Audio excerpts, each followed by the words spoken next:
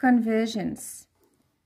C major to its relevant A minor is C major, exactly the same, but starting on a different note, which is the A instead of the C. So you start and end on A, not the C.